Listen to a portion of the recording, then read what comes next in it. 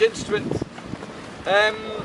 This is the traditional form of clothing for a Highlander. Use your natural resources. So sheeps, when you're petting them, you're also removing their hair. Spun, it makes a nice twine. Take the root materials, lichen and moss from rocks, leaves from trees, bark, boil it up, and it makes different coloured dyes. So in one particular area you may have one particular colour or several colours. If you live in the rocks, in the mountainous country of the mainland, it might be lots of grey colours from the lichens on the rock. So we'll just wait on Marlon coming. Hello!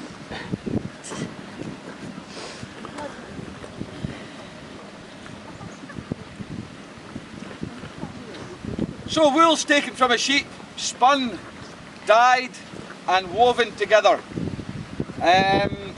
To tighten the weave, to make it more water repellent, families would collect their urine in a bucket, scientifically containing various properties, ammonia and such, and this tightens the weave. Women of the village would sit round a table, once this material was soaked, beat it, boom, boom, boom, and they would sing songs. They're actually gossiping. Come over and have a look if you want. They're gossiping, they're talking about what's happening in the village. Then once the material has been beaten,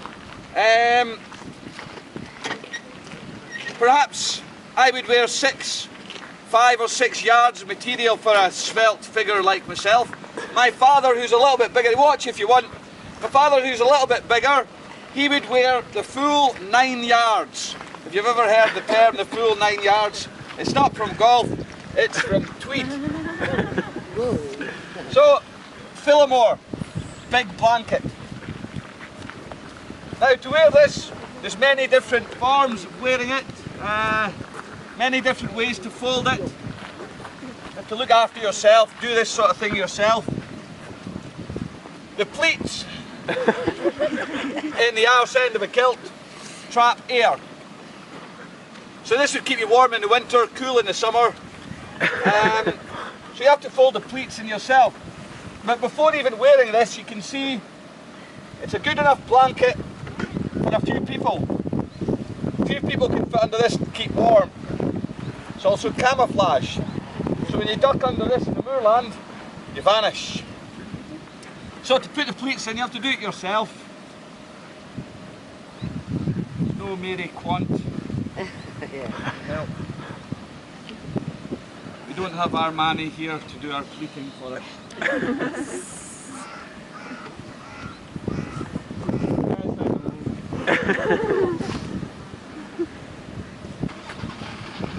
So if you were going to battle, you wouldn't need to wear anything.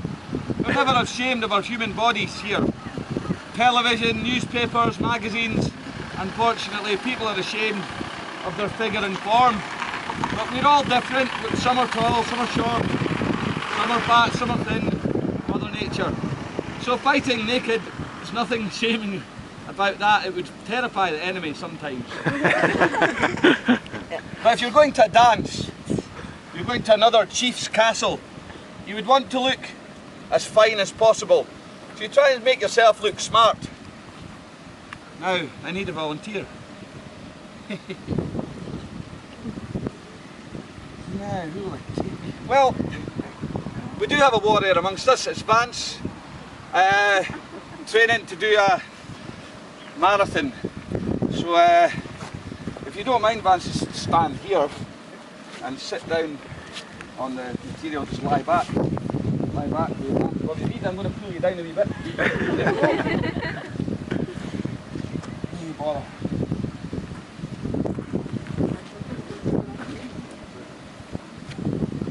Now if it's winter, this can be worn right down to your ankles.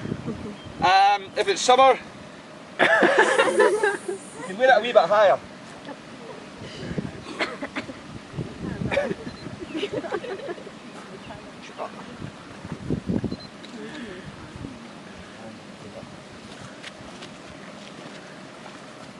Give us a twirl. Oh. Wow.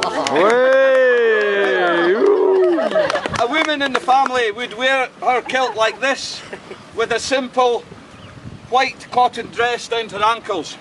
And it was not unusual. Women would make their bums look bigger, because a woman with a big bottom was more likely to be able to have more children. So we like women with big bottoms. So what the newspapers say, we don't care. Vance has been hunting, perhaps some fish, perhaps a small stag for his family back home, his 13 children, or perhaps he needs pockets for holding knives. You have to fold them in yourself. Before I show you that, hold it there and there, that's great. Covered in animal fat, the fat of a sheep. This would be waterproof like a Barber jacket, so it would repel rain.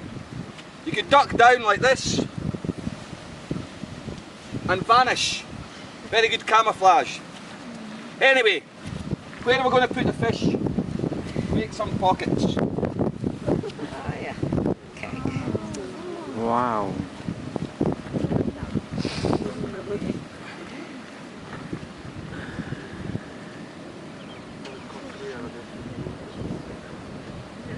Yeah, we've got a couple of pockets, no bother.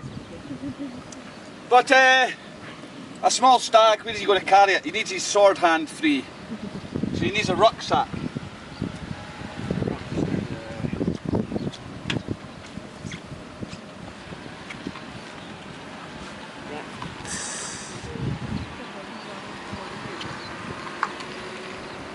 Oh.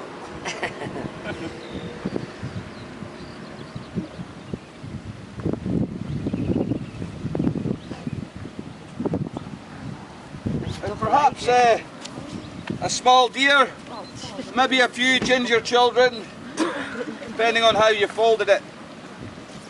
A very smart garment, off the ground, keeping it dry when you're going through the heather. Camouflage, pockets, blanket at night. It's not just a uniform, it's a survival suit. It's your sleeping bag, it's your waterproof clothing, it's your rucksack, your bed for the night, it's everything. Of course, when you get home after hunting for months, fighting through battlefields, you want to see your wife, what's she going to want from you? Give her the fish, give her some meat. She's wanting to get your kilt off. And quite simple.